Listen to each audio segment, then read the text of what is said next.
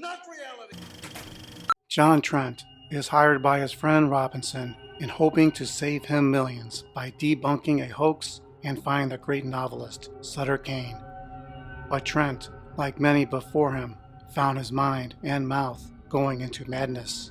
But was Trent a reputed investigator, a Hollywood star, or a certified nut? We take a look into the clues found in John Carpenter's In the Mouth of Madness. But be warned, looking too close into these alternative theories may cause paranoid hysteria. So prepare for the unthinkable and hit that like button. And here we go.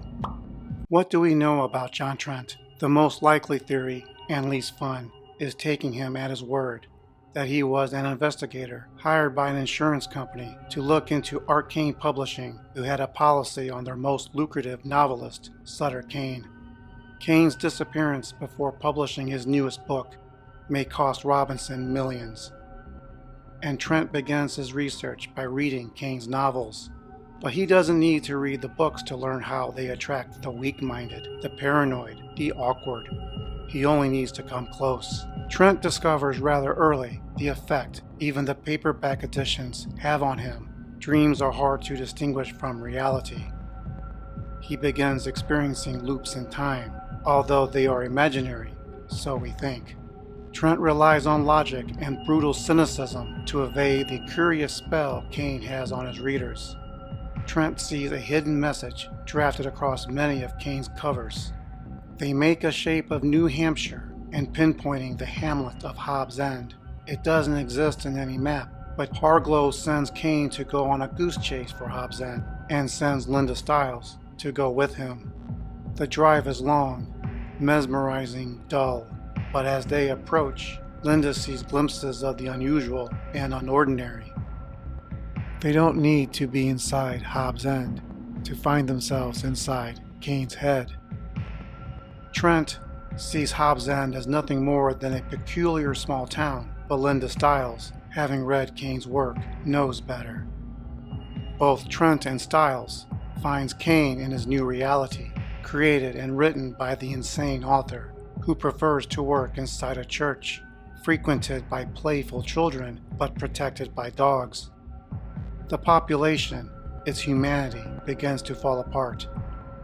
There are reality glitches, time loops, and portals leading to other worlds. Interdimensional beings cross back and forth. It becomes more difficult to distinguish what is real and what was fiction. Trent is sent back to reality without Linda, but is unable to escape time loops. He is unable to shake the bad dreams, like he is unable to lose Kane's latest masterpiece. The world he returns from Hobbs End has been altered. History has been rewritten. Trent gave Harglow the manuscript months ago. The book is ready for sale, and the movie comes out in a month.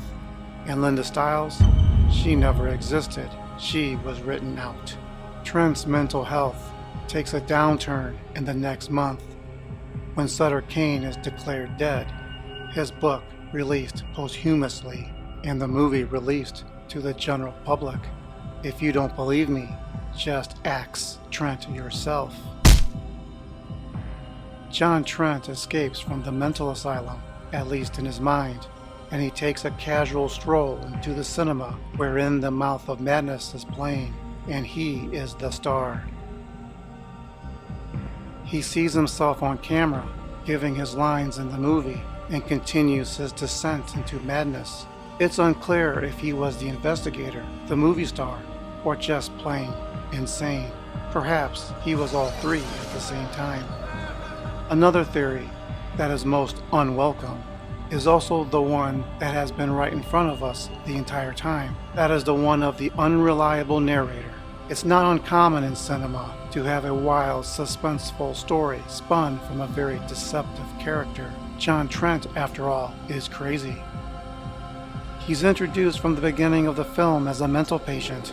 Most, but not all, is told through his eyes. From his admission into the institution to the popcorn at the movies is seen through his point of view. Even Linda's experiences in Hobbs End are told from John's testimony to Dr. Wren. There are no other collaborating accounts verifying what he saw.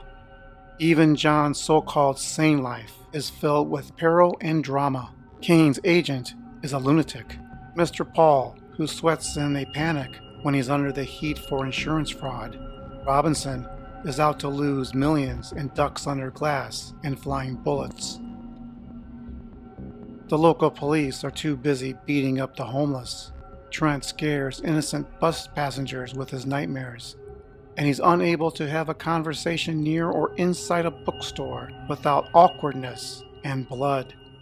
Only the paperboy, who may not be real, and Harglow seem to be unfazed in Sutter Kane's new reality. That's because Harglow refuses to read Kane's books. If you still want to trust a man who writes with crayons, remember what he tells Dr. Wren when they first met. John went from a man who desperately wanted out to changing his mind and would rather stay inside a padded cell. He shows early he's the type to change his story. It could very well be that some of his story was true, particularly that Kane's writing has incited calamities throughout the world, fanning the flames underneath the weak-minded. But does this mean that John Trent is also weak-minded? Maybe he was never the realist cynic. I also posit the meager possibility that Trent never left the asylum, at least not beyond the hallway. I take you back to the alley, an important place that keeps recurring, repeating. It's a place in his life he can't escape emotionally. It's how Trent always appears from our left and turns to look into the distance. It is very familiar to the hallway, just outside his door to the padded cell. He's walking all right, but he's not going very far. Even when enjoying a movie, he can't see much more than what's playing inside his head. Before we get to John Trent, movie star, like, share, or subscribe if you enjoy this content and like to see more like this one. When did John Trent become a movie star? There are clues that begin early in the film before he meets Kane finishing his novel. He seems very interested in a torn poster pasted to a wall. I believe at this moment there was nothing behind it, at least not yet. Only when he returns from Hobbs End did the movie finish production, explained by Harglow. He, of course, is the star. In a month, his likeness appears from out behind posters to book covers, until his name headlines everywhere. But is this when we first recognize him as a movie star? And we come to my alternative theory.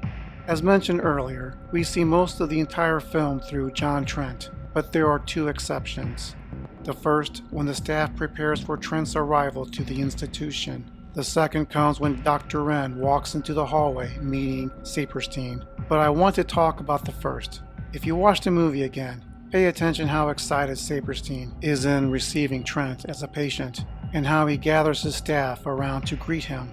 Do all axe murderers get this welcome? No. Trent is given the VIP treatment. The staff want a chance to gawk at a Hollywood star gone homicidal maniac. Watch again and pretend Trent is a famous actor. Do the body language and facial expressions make more sense?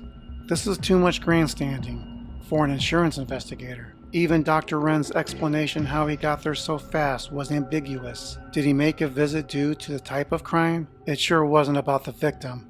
Just saying. Or was it about who committed the crime? After all, no one seemed to care too much when Sutter Kane's agent walked around with an axe. Trent wasn't an insurance investigator, but the world-famous actor. And he was playing an insurance investigator in the world's biggest movie. What was left of it anyway?